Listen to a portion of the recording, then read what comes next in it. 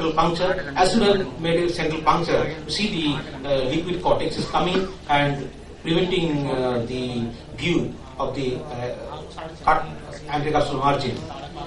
So again we repeated viscoelastic, again the liquefied cortex coming.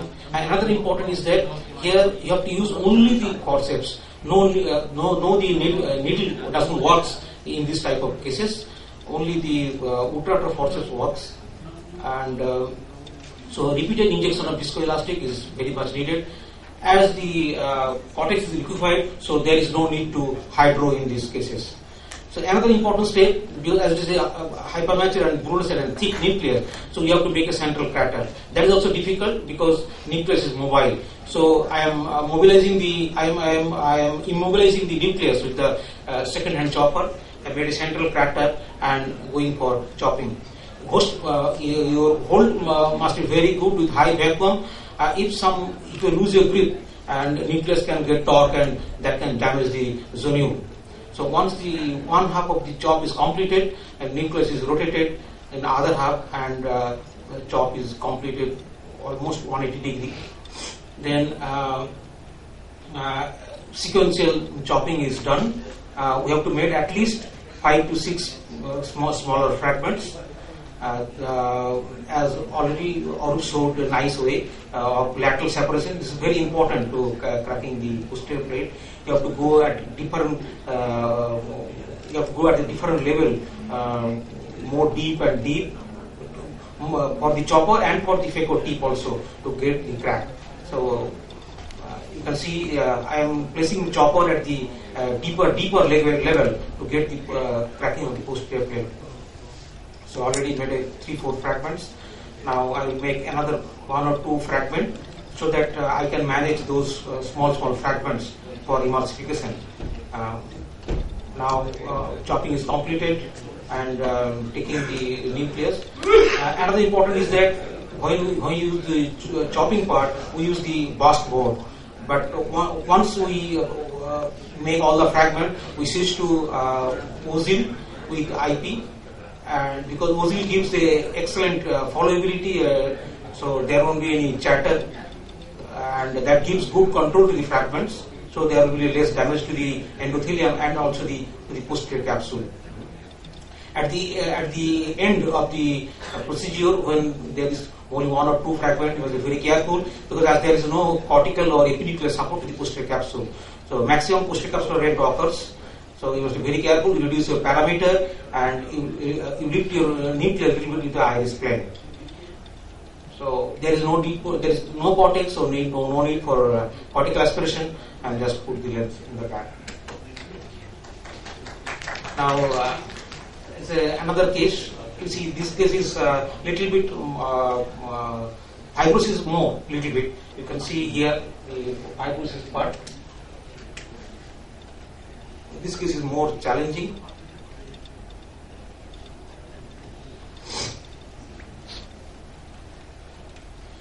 Usually, we might trypan through staining. See, as there is fibrosis, so we must start the capsulorhexis away from the fibrous side. If you try to start doing capsulorhexis in the fibrous side, you will get stuck. So start away from the fibrous side and try to avoid. But that means overcome just surpass the fibrosis side so that you get a intact, continuous capsulorhexis. So we are trying like that. We stuck there, but we are trying to overpass the fibrous side from that side, and ultimately we got that. Luckily, sometimes you may not get that, but in this case we are lucky, so we got that. So now in this case we got stuck, and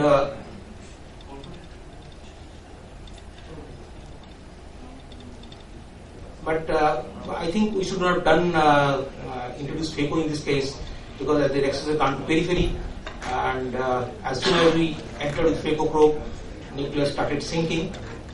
So we convert to small incision surgery.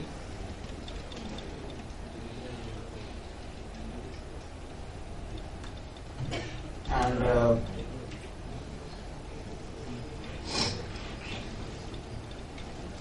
we took out the nucleus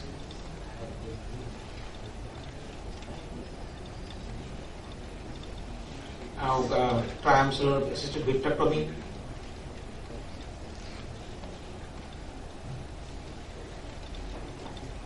And PCI is implanted over the remnants of the posterior capsule and the anterior capsule.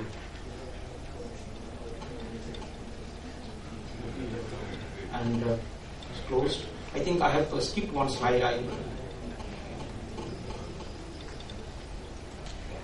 This case I have skipped. So this is also hypermature bullous cataract with anterior capsular fibrosis here. Here also we started away from the fibrous side, and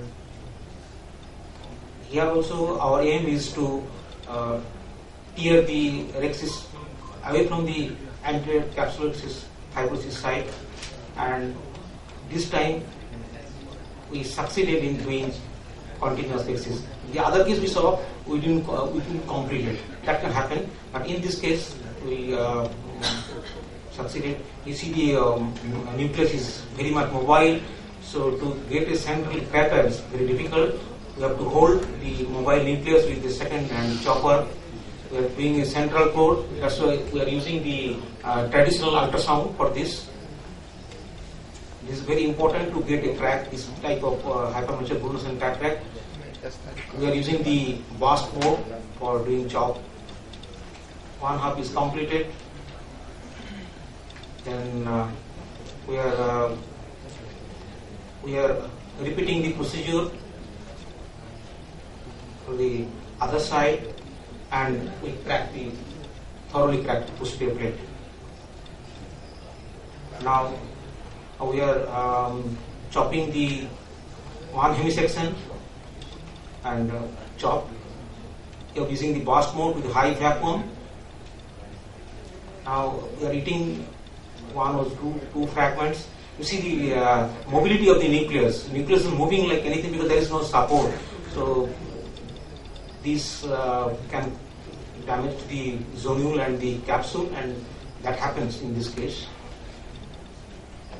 So as the nucleus is very much mobile, we put some viscoelastic in the capsular bag so that can cushion our posterior plate, posterior capsule, and this may be able to do twice or thrice to tamponate the posterior capsule and cushioning the posterior capsule and the zonules. We are emulsifying.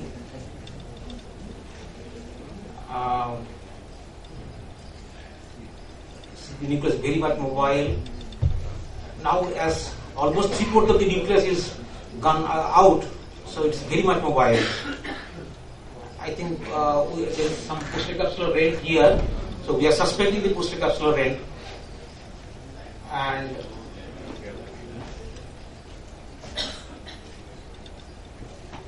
we took out the phaco probe. And this is usual because the nucleus is very mobile and fragile nucleus. So the posterior capsular rent. So as almost 3/4 of the nucleus was removed, so we put 3-piece axis or multi-piece lens in the sulcus.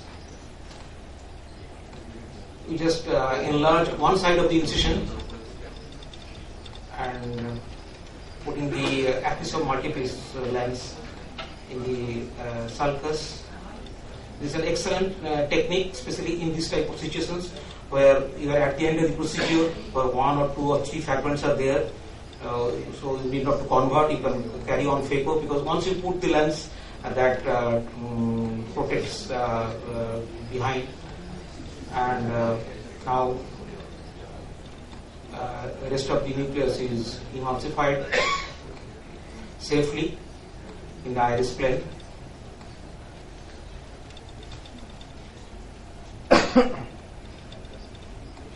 And as there is no cortex, so we are capturing the optic in the rhexis margin, and that's the end of the procedure. So we completed the case without vitreous loss. Thank you.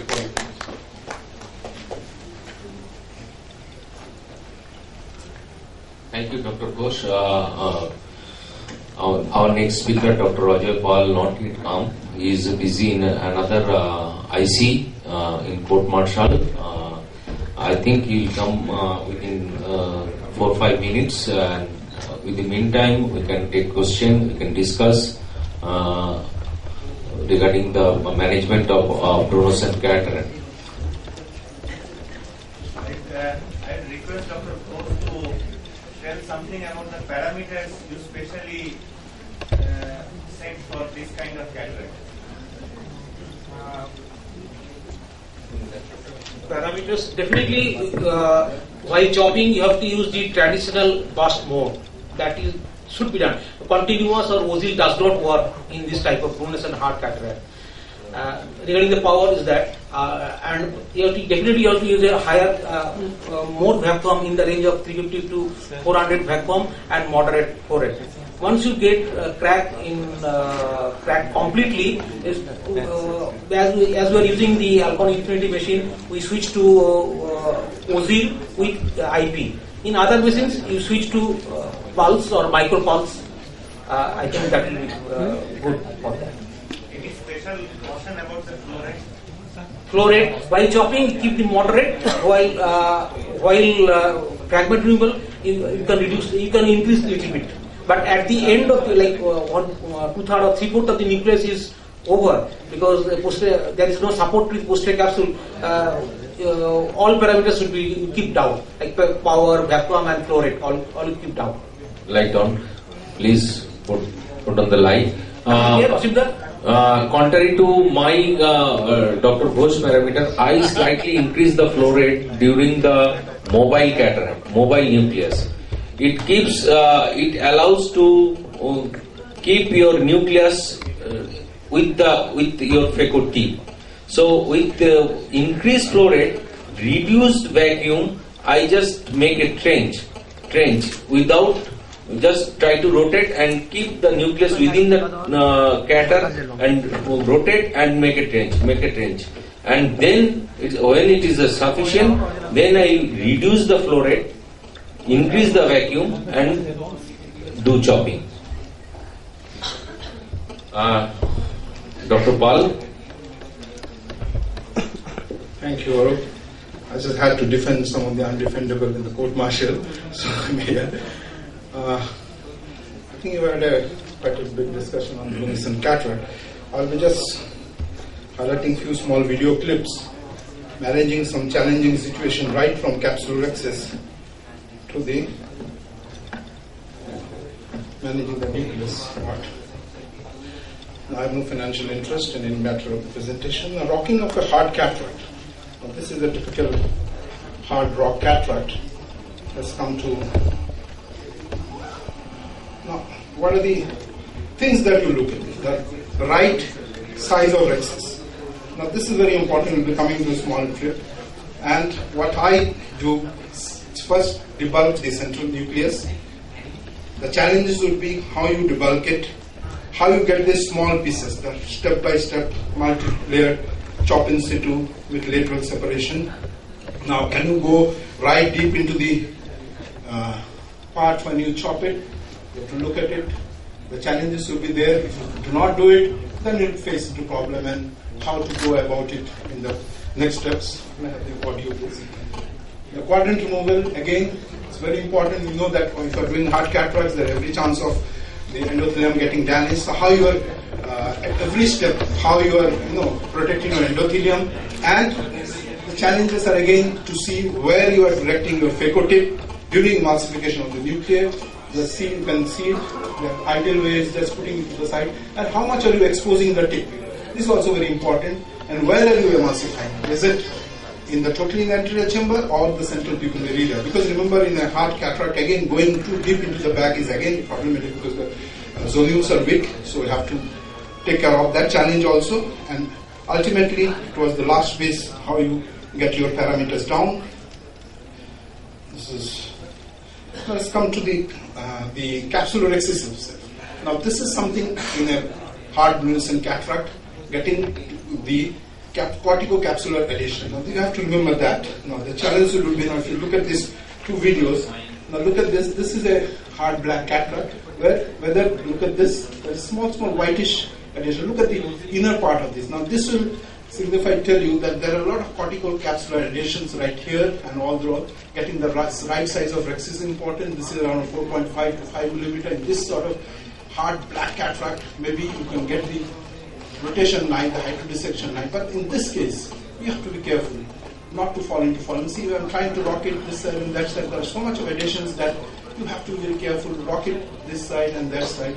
And here, see, we have proceeded, but here, small jets of fluid, viscoelastic in between, and then gradually rotate it. If at this stage, if you are not able to rotate it, don't waste your time doing it because you'll be pulling the zonules and doing more harm. Go proceed with the central debulking. Now this is what I follow in all the cases, central debulking. Then gradually rotate. As the fluid goes in, whatever separation it has to do, it will do it. And then go deeper with a single, holding it here, see that the whole separation is right there, right to the lip, and in between, go on putting the cornea endothelium protecting viscoelastic. You know the Viscoat, the most commonly well known. And then see, go again, dip again, and again, as I said, do the emulsification right within the central area so that you are away from the endothelium and no such damage is there. The second thing, the challenge is will be incomplete. Now this is a around 10-year-old video. Look at the tip that I have exposed you very little. Though I am using a very hard, very long type of chopper. It's around 1.5 millimeter. But the central debulking is incomplete. As I'm trying to get it, see, I've just gone there. I'm very tentative. That's 10 years back. I was not very confident at those times. How will I manage this? So this halfway, going through halfway, this is what causes real problem, especially if you look at this video. This is a colleague of mine who has given me this video. So look at this. As you're trying to separate it, but the rexis is there and you cannot get the thing. You're not going right through and getting the chop. So the challenges are there, how to get it out. Now, once if you have a bigger rexis, that's why I said around 5.5 to 6 millimeter rexis would be the ideal for a very hard cataract, so that you can negotiate the problem. Now here in this video you can see the chops are incomplete, so it's very difficult to get the things. At the same time, the tip exposure is less, so I'm not getting a total hold. And the struggle is to get the whole central part. Look at it, it's only at the later stage that once you have done the thing and use perfuse viscoelastic, can you get through that incomplete chopping. So the whole idea is that get your chops, get it multi-layered, get it in one place, go to the dipper place till the separation is right up to the dip. You don't stop it. Now these are two small pupils again. With the Brunison cataract, most of the time they are hypermetropic, they are shallow AC, and you might land up in small pupil. Now this is not a case of tamsulusine, as I said, so I did stretching, and in this case, this was a case of tamsulusine, but as we do the rexis, this is the ideal size, around 5 millimeter to 5.5 millimeter, whether this rexis is around 3.5 to around 4 millimeter. So as I go around rotating this, look at this, gradually become smaller. But since this was on an antihypertensive drug, this is around 7-8 years old. That's why we realized that even with antihypertensive drugs, people may end up with a small pupil and may have a little bit of Eifisch-like syndrome. Like this is the case where this was a typical case was on atropine, but as the surgery progressed, the nucleus, you can see the pupillary area, the iris is coming down here. If you have managed it, but here as iris is coming down. But the whole idea is, you can see this is a microcoaxial tip. The tip is facing downwards, away from the iris, so that it's facing downwards. So you are not putting a drag on the iris, so that pupil is not caught up in that. And many a times in the small pupil, if you are not using hooks, this is what might happen. A small particle, a nuclear piece might be hiding behind the iris. So to get it out and complete your surgery. Now this is again a small pupil, a challenging one. So very first place we put in the 6 hooks. Now life becomes easier because this, the visualization is very irregular. So we have stained it, so we can delineate the rexis margin, and then again doing a hydrodissect. I have the rotation is difficult, but then we continue with the phacoemulsification, split it one way, two, then not getting hold, and then again taking, and then once we have done that, now we can rotate it. You can see once the fluid is gone, just as I said earlier that if it doesn't rotate, wait for first few steps of a emulsification, then it will start rotating. You see the whole thing coming out, and keeping a hook at this stage in the very beginning of the surgery helped me to negotiate this hard nuclear. Now this is another case of small pupil which I thought was the size was enough, using a second hand to move the iris and the pupillary margin, and this is the time I should have realized, especially as a hard cataract, that I should have used a hook. But it was one of those days I thought that my judgment, there was another judgment, I thought that maybe I can see. Again, putting in viscoelastic again got me the pupillary size that I wanted. Went ahead with the iris keeps on coming, still I'm continuing. This is not water. Yes, there I have started chewing of the iris. This when I realized, well, enough is enough. I should have done it in the very beginning itself. So put in 3-4 hooks. Again, the 5th hook I'll just come to it. See, I've tried to save, just to save, because that packet had only 4 hooks instead of 5 hooks. So I thought that let me keep the 2 hooks here nearward so that I don't touch the iris every time I enter with my phaco tip. Ahead with the surgery, and see the iris is coming and plugging up that opening, but we ended up that case. This is the last small, again a hard cataract. The thing that we did, a PC rupture there, suddenly we find that there is a rupture there. Now this is a lot of hard nucleus already there. I could have done a IOL scaffold here. Now this is again old video that didn't occur to me, so I just got this whole thing under viscoelastic. Now this is the opening here. A lot of cortical matter, a lot of the cortex is left here, the epinucleus is left here. So this is a big chunk. So I just went ahead, got those tongue under viscoelastic cover, got it out into the anterior chamber, and then enlarged the incision around. It was around 2.8, increased to around 4 millimeter, and got it out with the visco expression, and then. This is the bimanual irrigation, or this is again what Dr. Arup has taught us. Visco pump. Here I am using the left hand, putting in just plain methyl cellulose while continuing with my, you can see the aspiration where the methyl cellulose goes in, keeps this always plugged in till I come to the last stage, do a little bit of limited vitrectomy, find that I'm here, but still I can make out that there is a vitreous stance over here, put in the lens.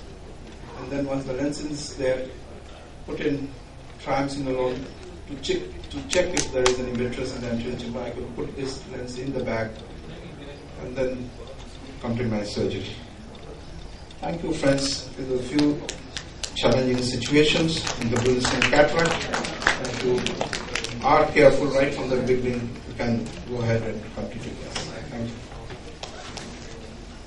Thank you. Thank you, Dr. Paul. We have 5 minutes more time. We can discuss. If you have any question, you can ask the panelists, speakers regarding.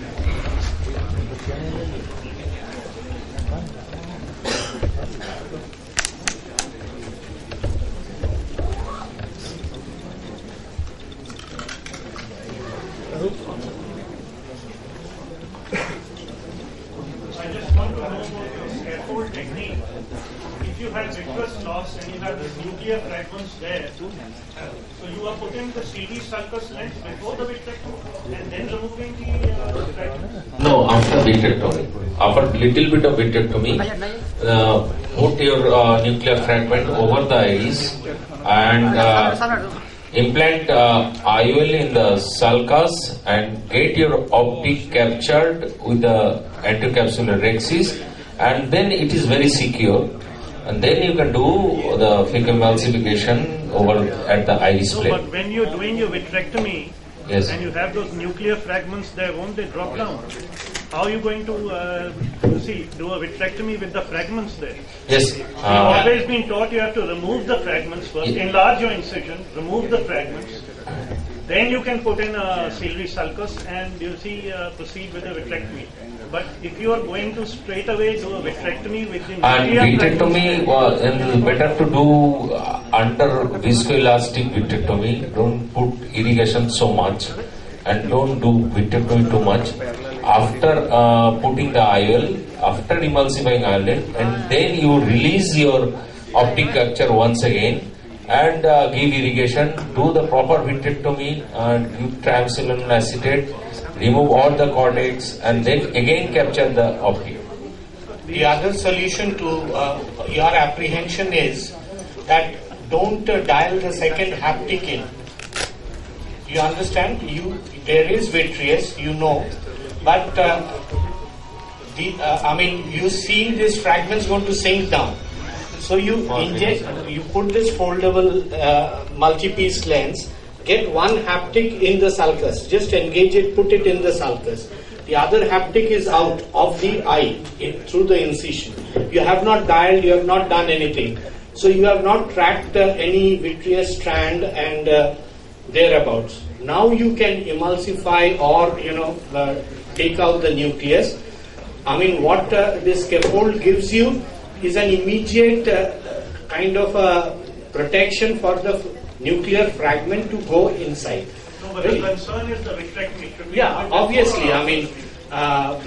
Nobody would recommend doing vitrectomy, phacoemulsification with lot of vitreous in the eye. So your apprehension is while dialing the nucleus into the sulcus, you are actually tracking the vitreous fibers.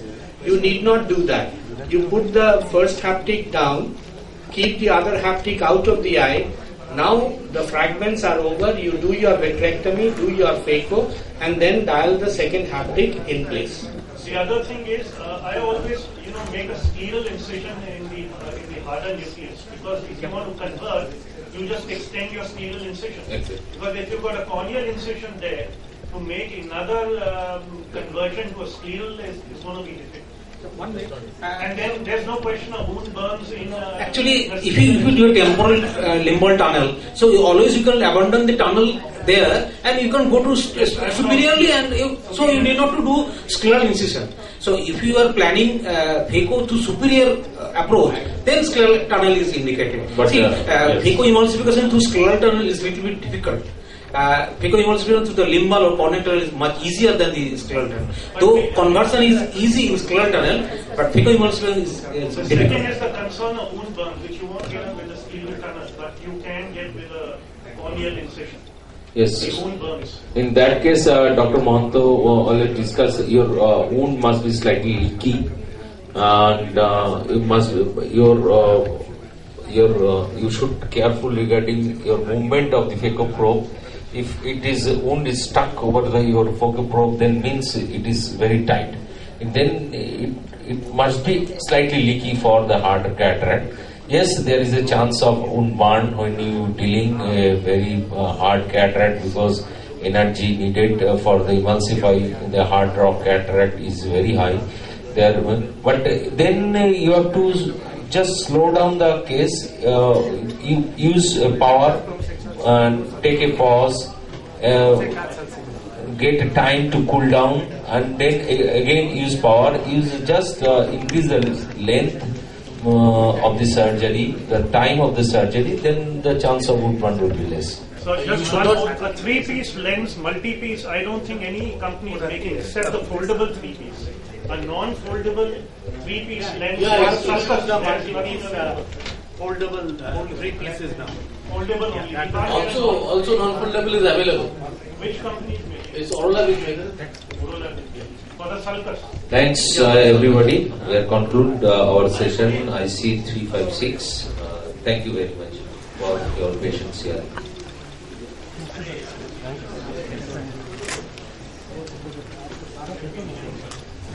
From everybody.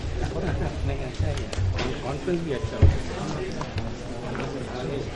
मेरा ये charging पे लगा ठीक है बंद कर दे damage depending on what is the type of annual closure, whether it is a positional or synechial, and the various modalities we have. One is not to intervene, the others are to do a trap, cataract, or do a combined phaco trap. in the next few minutes, we shall be enlightening ourselves on this. Our first speaker is from across the oceans, Dr. Bansal, who is the chair at New York, and as you can see, he's a person who was part of the number of people who had founded the Glaucoma Society of India. He is an active member of both the AAO as well as the American Glaucoma Association. He has more than 44 papers to his credit. Between me and Dr. Bansal, I don't want to hold you. We'll start with the first talk. Dr. Bansal. Thank you, Dr. Dhar. First of all, I want to congratulate and thank Dr. Dhar for including me in her course, in this course, which is going to be very good. Well, I will be talking about the controversies. Von Graefe, about 150 years ago, introduced iridectomy to glaucoma. And I know that, as you know, that he did not know that he was doing it for nano angles. And he was able to treat some of the glaucomas, but it was later on realized that it was not for open angle, but for the angle closer glaucoma. But he introduced the term iridectomy. But since then, we have come a long way in understanding, and I can only say that angle closer glaucoma is still mysterious. We don't know many parts of the disease, and we are still trying to understand. As the time goes, we have realized that certain elements play a big role, like Dr. Dhar was saying, the lens plays a big role in angle closure, and also the ciliary processes, the insertion of the iris, and newer things have been found out that even the choroid plays a bigger role in causing angle closure glaucoma. As we know, it is actually a secondary glaucoma where the pressure is raised because of the physical obstruction of aqueous outflow resulting from the iridotrabecular contact, which could be either appositional or sunicular. And this happens as a result of anatomical disproportion of the anterior segment, where the iris is coming forward and trying to touch the cornea or the peripheral trabecular meshwork. Pathophysiology is not well understood. Predicting an acute angle closer glaucoma in a patient with occludable angles is not possible. The old test that we used to do, the prone darkroom test, has been abundant, and you must have realized that we used to do that, or a mydriatic test. They have been abundant because even if they are positive, they do not predict whether that patient is going to go into an acute angle closer on its own. And we know that only 10% of the people who have so-called occludable angles develop primary angle closer glaucoma. But the problem is we don't know who those 10% are. Aqueous humor can pass through a positionally closed angle, and that has been shown by Harry Quigley many a time, that even if it is 360 degree a positionally closed angle, the pressure still may be normal. So who are those people who get into an acute attack? But in any case, we know that the configuration of these eyes is that they have shallow anterior chamber. If it is less than 2.1, they're more likely to get into trouble. Thick lenses, short axial length, small corneas. These are all predisposition to angle closer glaucoma. They're usually hyperope, but not necessarily. Sometimes it is seen even in myopes. It's less common before the age of 40. Maybe the lens is playing a role there. It's 2 to 4 times more common in females. Again, we don't understand, maybe something more of sympathetic activity in those people. It is 1 to 12% higher in first degree relatives. So if a first degree relative has acute angle closer glaucoma, there are more chances that that person may have it too. It's more common in Chinese and Inuits, but we don't know why it is so. There was a nice study done trying to show the AC depth by prevalence. We know that it is more common in Inuits and Asians, but looking at their AC depth, the difference was very minimal. So it has nothing to do with the configuration of the anterior chamber, but somehow or the other, the Chinese especially get into acute angle closer glaucoma even at a very early age. I was in China for some work, and I was doing their glaucoma clinics, and it is amazing to see 22-year-old girls coming with acute angle closer glaucoma attack. Also, it was shown that in angle closer glaucoma, people who have these are the people who have less loss of pupillary volume or iris volume on dilatation. So there is a test at which OCT can measure the thickness of the iris. So if you find the iris thickens more during dilatation, they are more likely to get into acute angle closure. Also, it has been shown that choroidal thickness changes after water drinking test more in an angle closure glaucoma than open angle eyes. This is suggesting that choroid plays a dynamic role. And actually, I was with him during the last Academy of Ophthalmology, and he's coming out with a new provocative test for angle closure glaucoma depending on the choroidal thickness after water drinking test. Now, between the anterior segment OCT, measuring the configuration of the chamber angle from these equipments versus the gonioscopy that we usually do, there was a big article from the American Academy of Ophthalmology, review of literature for the last 10 years, 371 articles reviewed in which the parameters were studied by UBM, anterior segment OCT, slide photography, and scanning peripheral anterior chamber depth analyzer. And this was their conclusion. Although there is evidence suggesting that anterior imaging provides useful information in the evaluation of PAC, none of these imaging methods provide sufficient information of angle closure or anterior chamber anatomy to be considered a substitute for gonioscopy. And I do believe that gonioscopy cannot be replaced.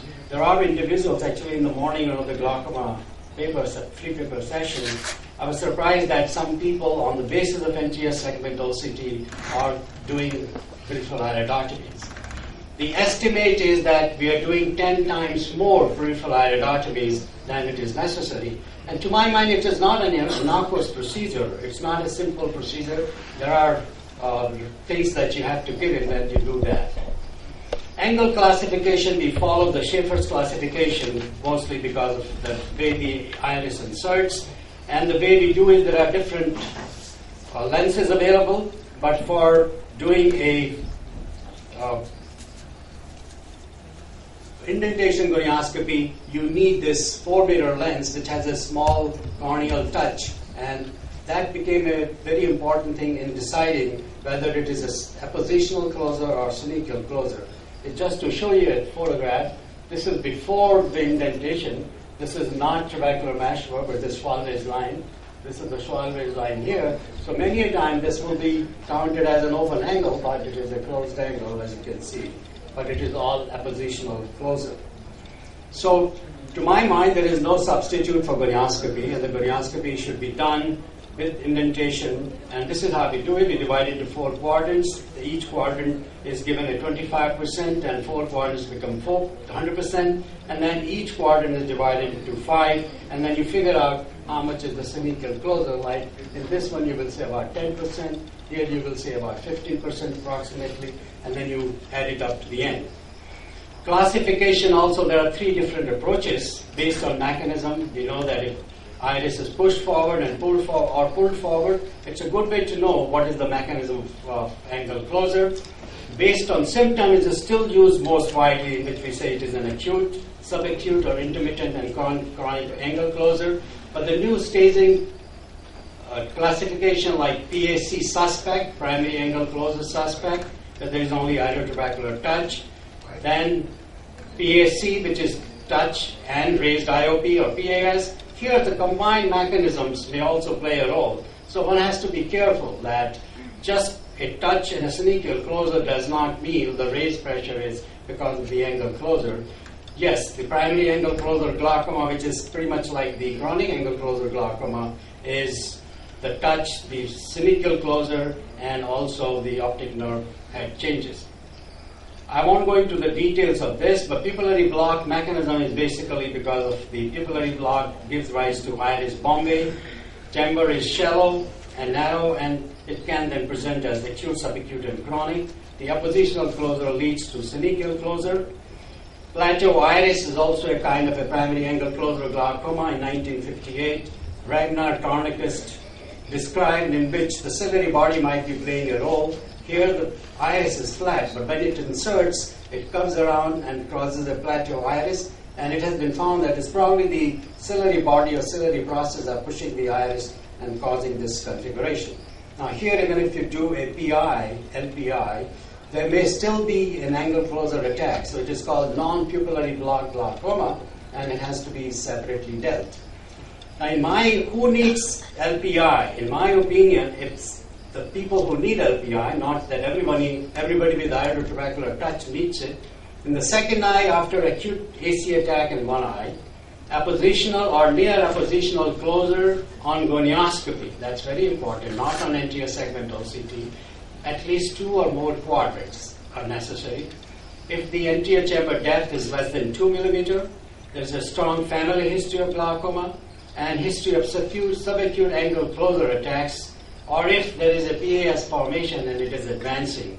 And lastly, patient needing repeated pupillary dilatation in narrow angles, like for diabetes. And there where you need to dilate the pupil again and again, you might consider NPI before that.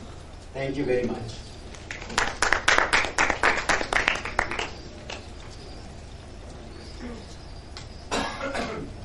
Thank you, Dr. Bansal. Are there any questions or queries? Because Dr. Bansal will be leaving us because he has to head somewhere to Delhi.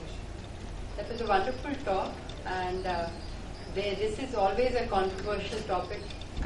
What is the angle doing there when in the presence of a cataract? Is it affecting it or not? If there are no questions, thank you, Dr. Bansal, for thank you very much. being here. We move on to the next talk, and I request my teacher, Dr. Usha Yadav, Director Professor at the Guru Nanak Eye Center, to come and present the next talk, which is the role of the lens in causing the eye.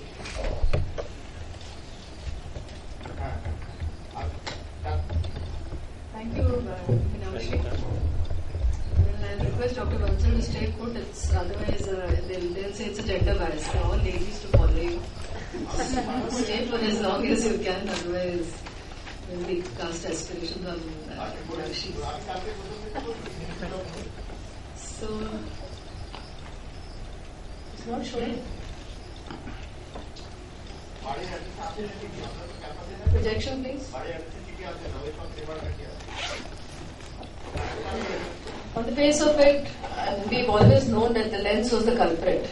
In 70s, when I was a student, lens was always a culprit.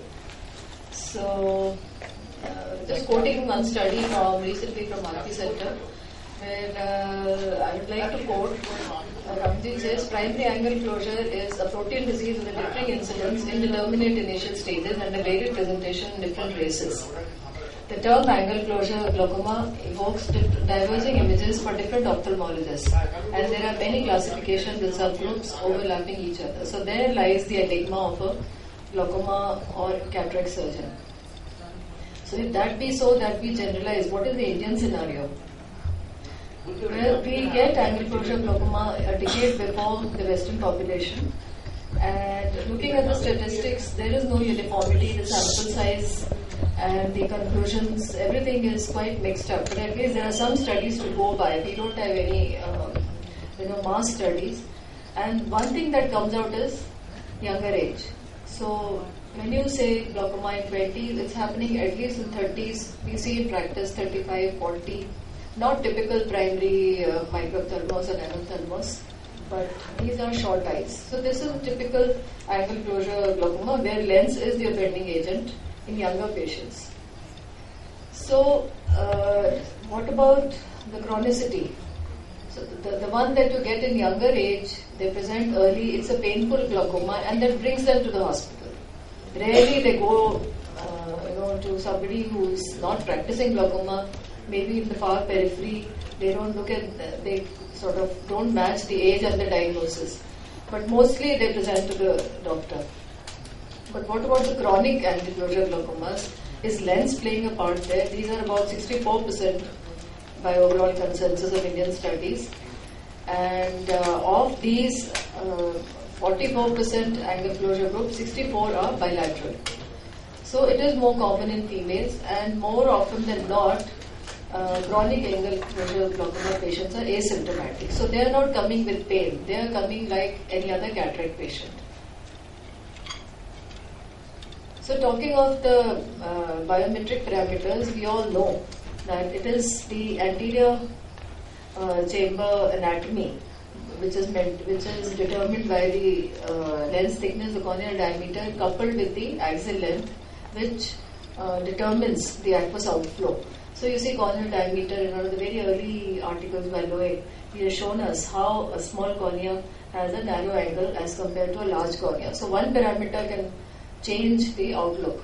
1 millimeter change in the axial length can change the outlook. So we are talking microns and millimeters. Earlier we didn't have the facility to measure these microns and millimeters. Now there is an attempt by Pentacam, by OCT and by all other measuring techniques. We can somehow get near it. So, and I have no financial disclosures, but this is something we need to know where to use the technology. Now, in one of the older articles, you see, he's trying to tell us the biomechanics of lens and iris touch. So, there is a presumed physiological channel. So, the thickness of this channel is being calculated. These are mathematical equations. This is pre-OCT era. This is all calculations. So, by calculation, 3 to 7 microns is the channel height, which is safe, which is common population, but anything less than 5 is supposed to be a high risk for glaucoma.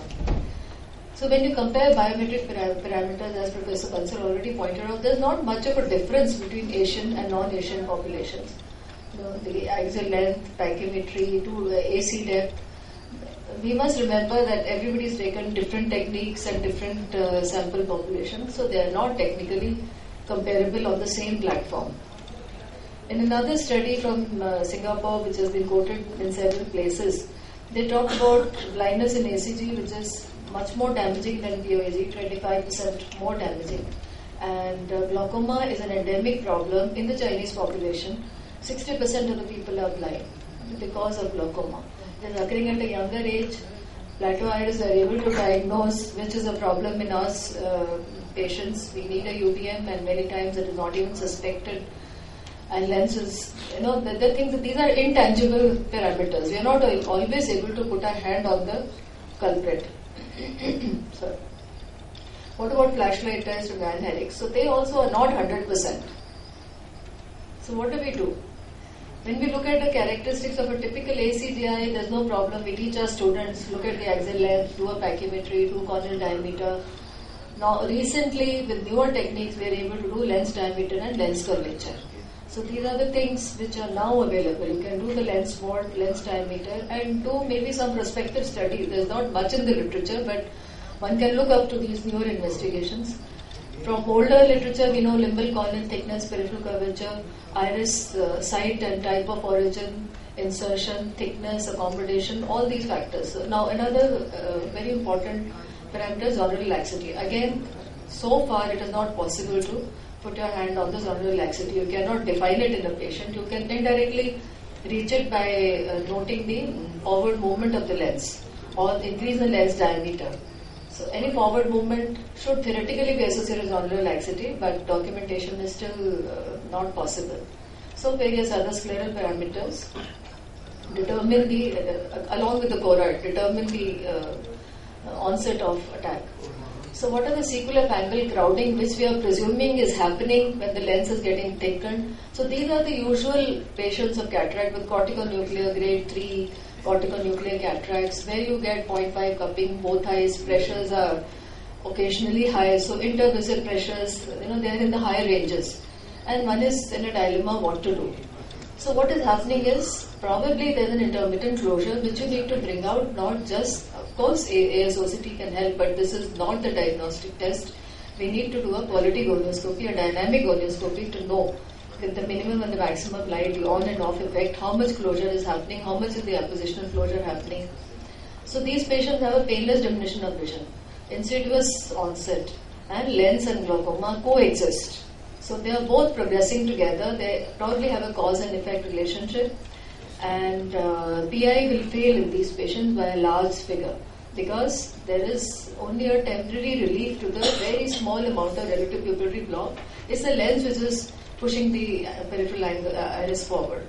So do PI, you get a posterior synechiae, you probably enhance the cataract formation, and there's non-reduction of IOP. So you do PI or you don't do PI, I don't have a study to say, but experience tells that the results are quite equivocal. So what is the cause of the jam that Meenakshi is referring to in anterior chamber? See, there is masking of glaucoma. Many times you're not able to visualize the disc properly, but you will be surprised patient is reading 6/9. He doesn't want to get operated, and you don't want to push because any surgery can backfire. There's a theoretical possibility of 1 in 1,000 end off. You don't want to invite trouble. So you want the patient to say, yes, I want surgery, and then you want to. We are not soliciting. So if you're not soliciting, the patient will never agree. And the cataract goes on getting harder, and you know this patient will ultimately give me trouble. So there is a poor disc assessment because the reddish glow, the color of the NRR is also deceptive. Vision quality is suffering. He is not going out late night. He is not going out in the evening. But he is waiting. Motiya to paka nahi hai, so he is in no hurry, and you don't have the conviction to push him. So what will determine the outcome is the gonioscopy, a convex iris, amount of pigmentation, and the amount of occludability, which all have been defined in gonioscopic examination. I am not repeating. So because even in UVM, direct viewing of zonal laxity is impossible to determine. You can determine the forward movement, backward movement, AC depth, but if anybody is doing it, I would really want to know how you do it. So biometric evidence, we should be doing conventional PACI in all patients and make use of newer parameters if available, lens curvature involved, lens densitometry, lens diameter, AC volume. So these are the newer parameters which may support your clinical, we always have a hunch about the diagnosis. So maybe these are the things, if things are happening in one eye, usually these patients are pretty bilateral. So, or if you want to do a population study, maybe we can look at these parameters. Clinical indicators of progression need to be followed up. We can't always do a study in all kind of setups. So we need to follow up the patient over a period of time, look at iris convexity and pupillary rough. Size of pupil and pupillary rough in all types of ACG it is reported is a very, very strongly positive test. And visual fields, if patient has good vision, he or she is able to do, then higher global indices, inter-visit IOP fluctuation. So these are the parameters which are very, very surreptitious. So besides pupillary rough, visual acuity, I'll summarize and translating, visual quality, then ACD, flashlight, Von-Erich gonioscopy, just summarizing. So slowly progressing nuclear cataract does play a role in causing ACG. In Indian environment with smoke, with sun, with more pollution added every day, no glaucoma medication should be started without gonioscopy. So any patient for that matter, especially where lens is thickened, do not presume POAG in painless DOB. If the IOPs are going into high ranges, do a gonioscopy PACI, and if we have the facility, do an AC volume. Thank you.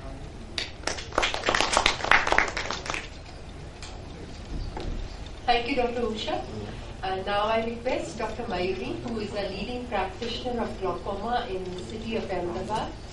She is at the Ila Devi Cataract Center. We are working with Dr. Vasavara.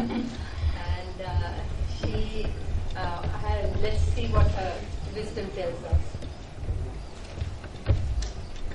Thanks, Dr. Meenakshi, for including me in your IC, which is very interesting. And the topic given to me is role of LTI in shallow AC with cataract. Very difficult one. Why I said that? Because in good old days, when I was student and now I am a teacher, we always teach that when there is a shallow chamber, investigate this case with the gonioscopy, find out whether there is angle closure, and do laser PI. So simple. So this has never been discussed during my earlier part of the career. But why it is different when there is a inclusion of cataract in the title. So I am going to justify my talk in this relation.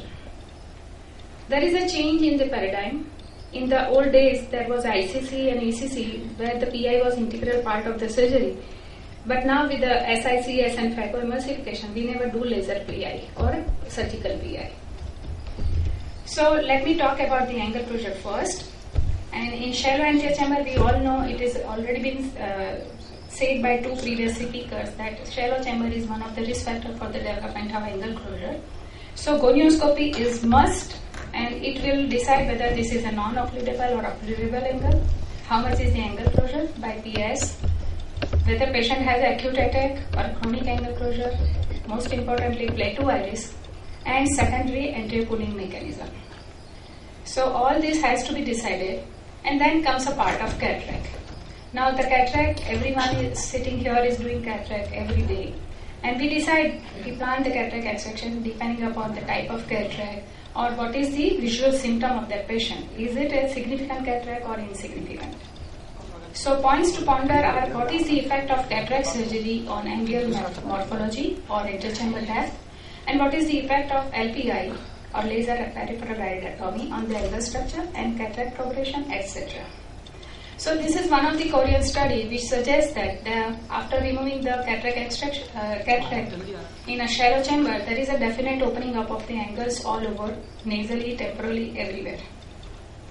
And they also suggest that there is a definite change in the chamber depth. Now this is one of our patients where you can see the slight plateau iris configuration also with a considerably narrow angles and a shallow chamber after lens removal. There is a definite increase in the angle as well as the chamber depth.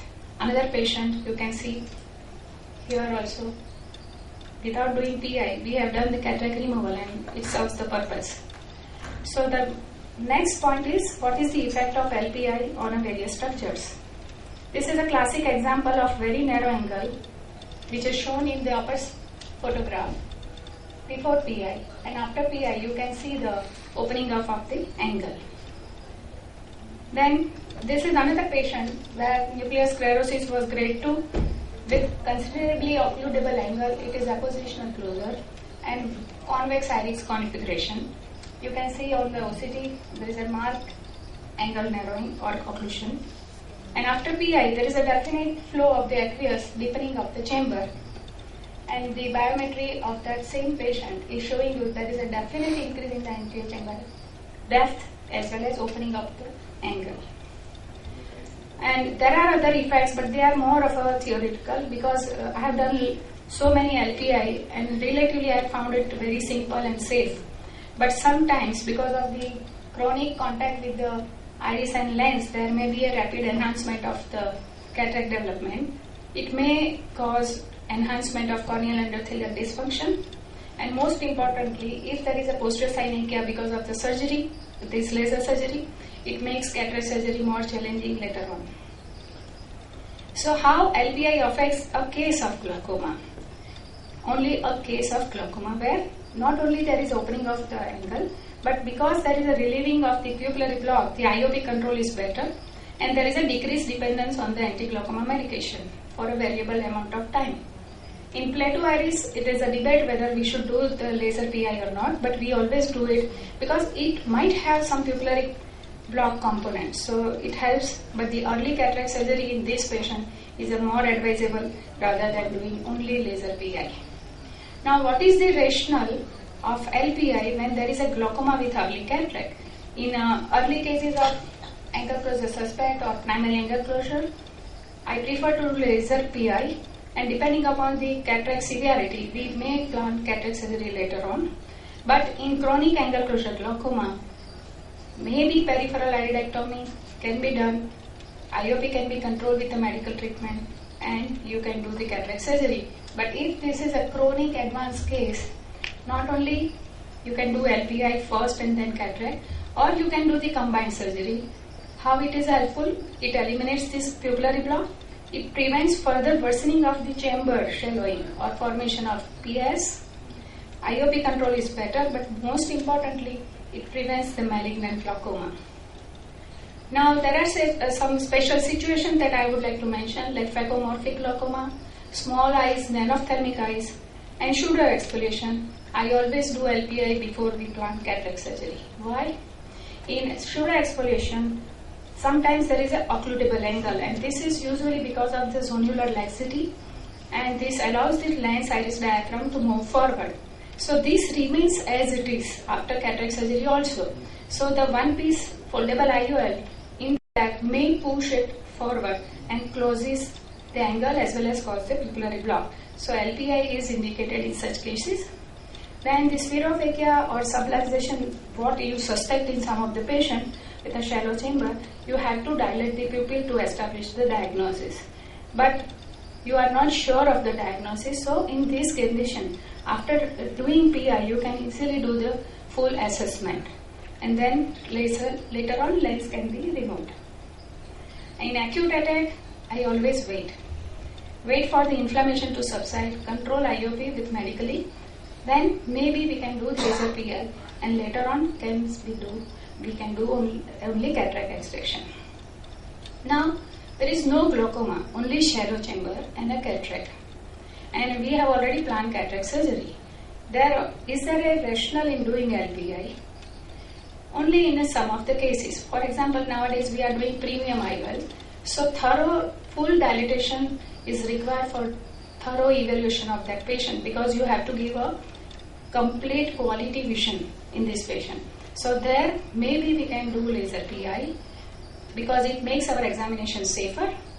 Then LPI will deepen the antechamber, we have seen in the previous cases, which facilitates the cataract surgery, and there is a less iris flutter. And the control of IOP is better in pre as well as post-operative period. Now cataract surgery is not planned. Then also PI is justified because it prevents the progression of angle closure disease, and in some cases where you have to dilate these patients off and on for some vasculopathy or cataract evaluation, then it saves you. And this patient who is on systemic medication which may cause potential angle closure, their PI has a role. Now only last 2 slides. This is a one case scenario, 62-year female with a shallow chamber and primary angle closure glaucoma, well under control with the medical treatment, early cataract and other eye is normal, no other risk factor involved. What should we do? We did LPI. You can see the one single synechia here on indentation gonioscopy, and this patient is under observation with the regular follow-ups. So unless there is additional risk factor involved, you may not do any LPI in shallow chambers in all the patients. But I have put 3 tables here depending upon what should be the procedure to be taken into the various conditions. So customized approach is must for whatever patient you see with the shallow chamber with cataract. Thank you very much.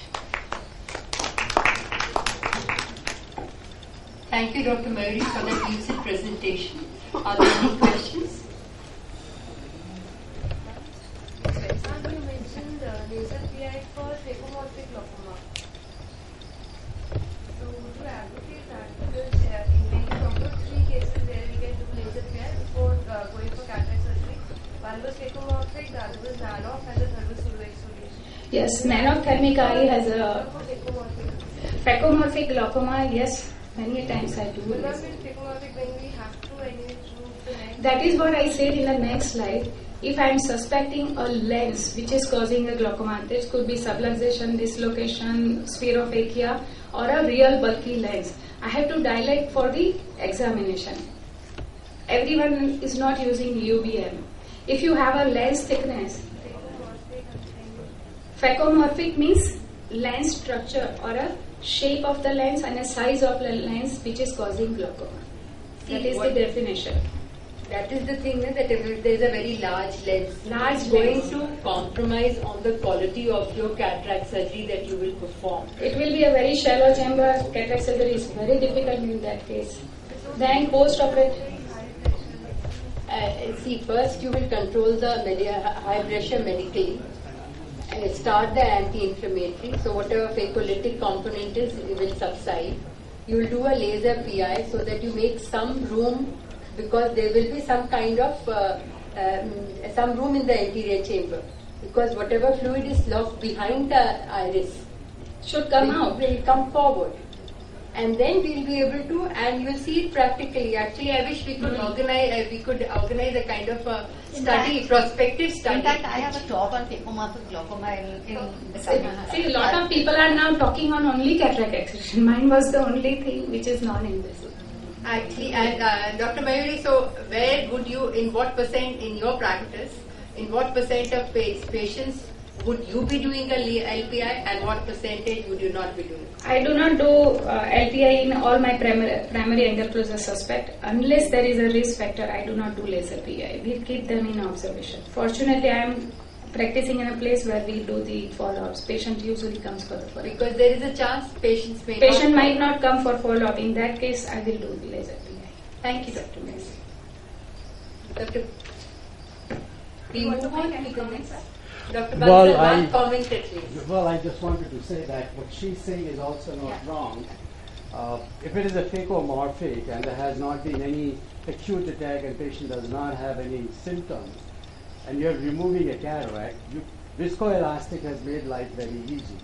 So when you talk about that you don't have enough room, one thing is the chamber, central chamber doesn't deepen so much. It does a little bit. And with the viscoelastic, there's a swollen lens. I am sometimes worried that while doing a PI, you might rupture the anterior capsule and might have lens material floating around, and then you need to take the patient to do cataract surgery. It depends on how much is the phacomorphic. By definition, but she's saying phacomorphic, lens causing angle closure glaucoma, the answer is take the lens out. Yeah, but such a patient would normally be symptomatic. Well, that's a different story. I mean, you have to assess every individual in glaucoma. One thing is that it has to be individualized and made it according to the patient. But this is true that viscoelastic has made life very easy. Thank you, Dr. Thank you very much. Thanks. We move on to the next talk, which is by none other than Dr. Rita, who is a leading glaucoma surgeon in Mumbai and has lots of credits to her claim. And she's first going to tell us about trabeculectomy alone is the answer. You want to?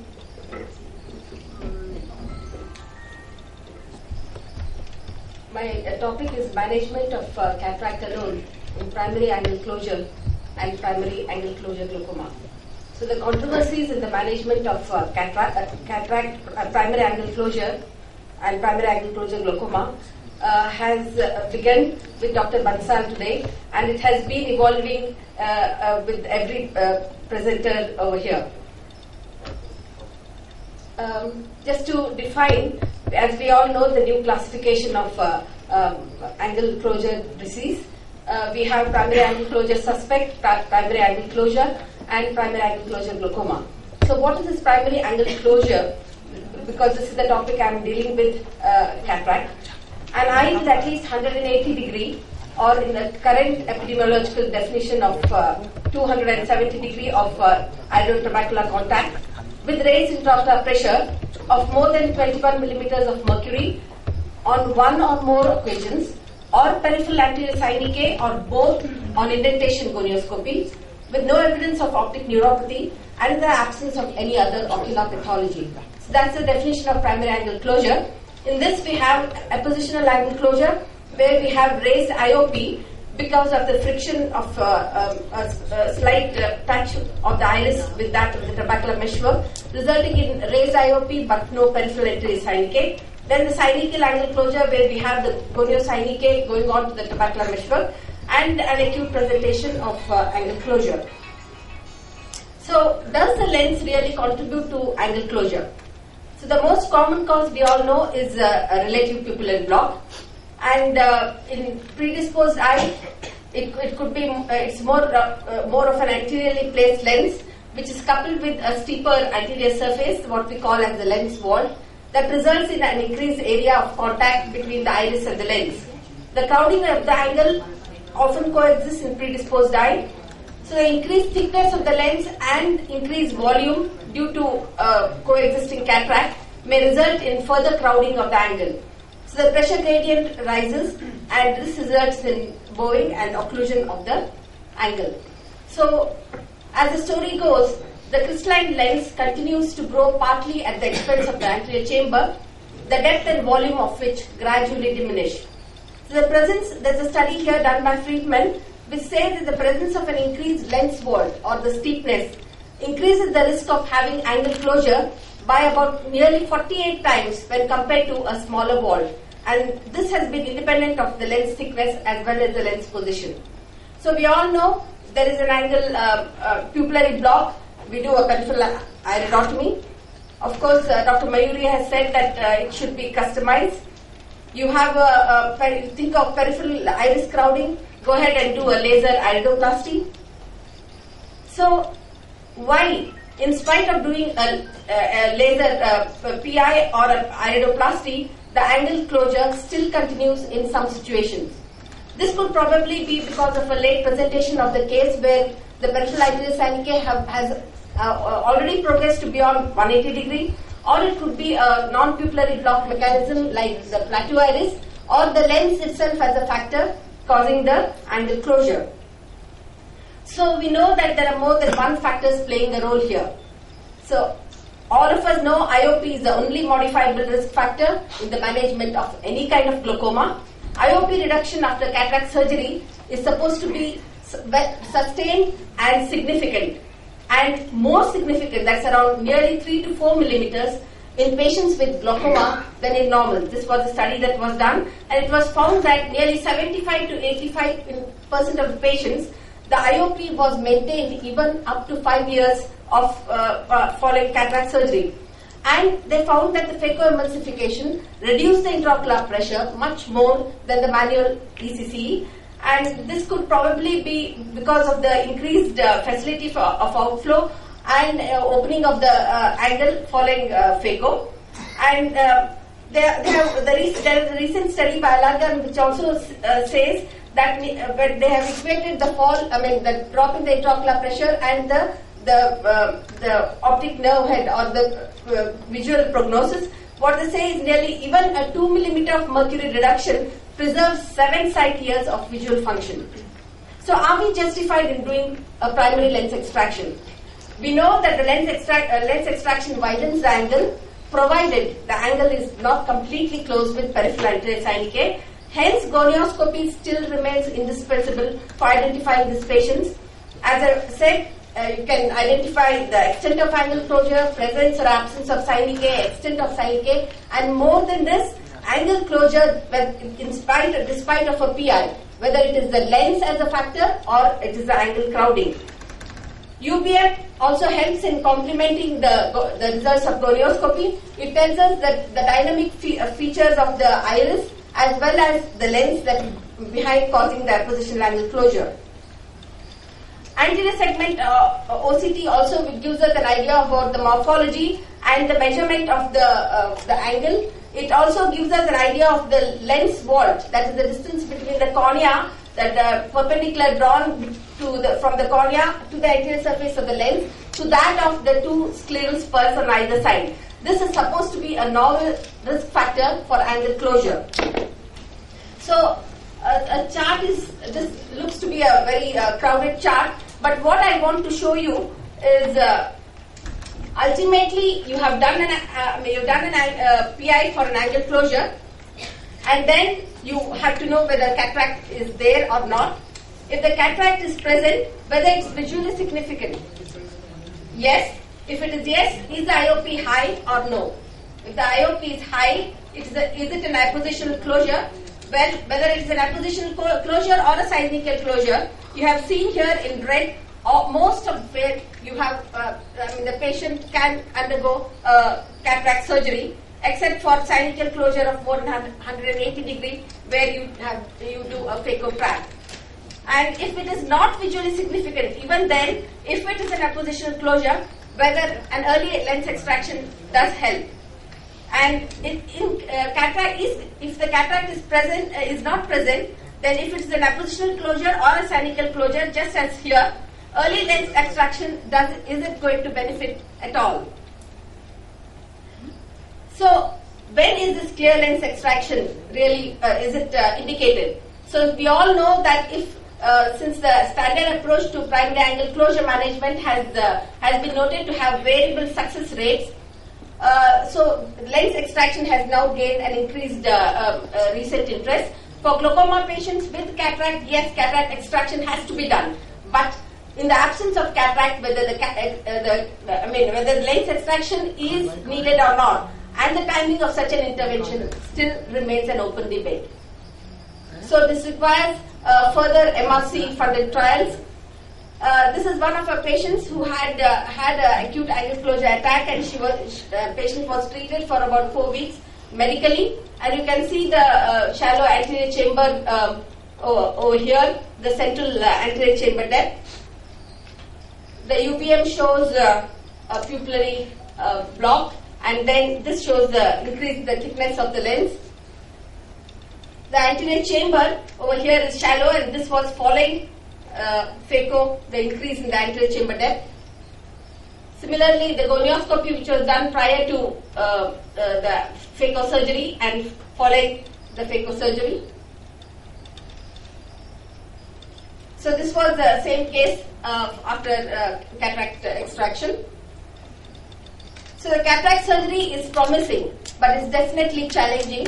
That's because there are certain inherent problems here. As you see, this is not a video where the video appears hazy, but it's because of the cornea which has been already compromised. Now the problems here are the compromised cornea and making the cornea hazy in spite of controlling the intraocular pressure. Then you have the shallow anterior chamber, you have the non-dilating pupil, and of course the intumescent lens. All these pose problems during cataract surgery.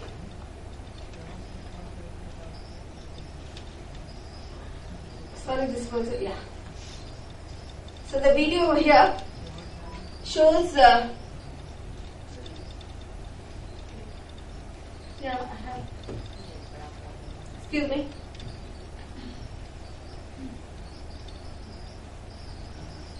Media unavailable. It won't. Pardon? It says media unavailable. Okay. Yeah. So we started off doing a rhexis over here.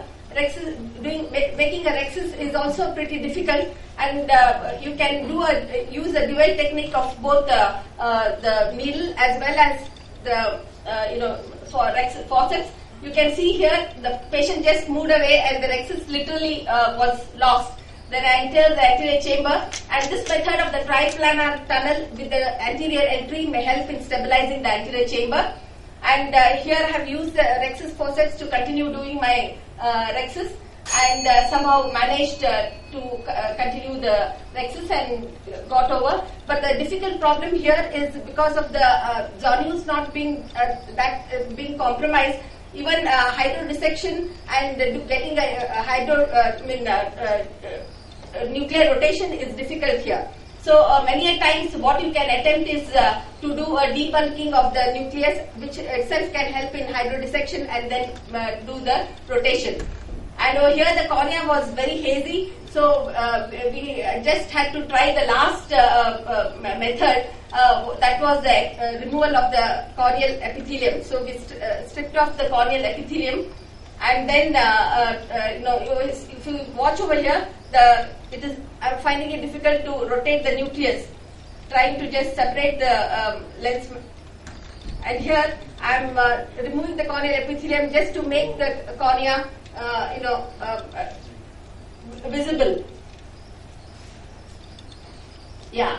So the lens matter is just now removed now, and sometimes pupil being small may also be a problem. Over here you can use pupillary hooks may help, but iris expanders is a big no because of the compromised anterior chamber. Well, following the surgery, anyway, the surgery did go without any events, and you can actually see a pretty clear cornea following the phaco surgery. You have post-operative inflammation, so intense steroids need to be given, and definitely there is a dysfunctional tubercular meshwork. Filtering surgery is the answer. So there has been certain studies where phaco versus phaco trap. Here IOP as a final follow-up did not differ between the two. Decrease in IOP was slightly more in the combined group, but definitely 2 patients had hypotony in the combined group. So lens removal does have a long-term benefit.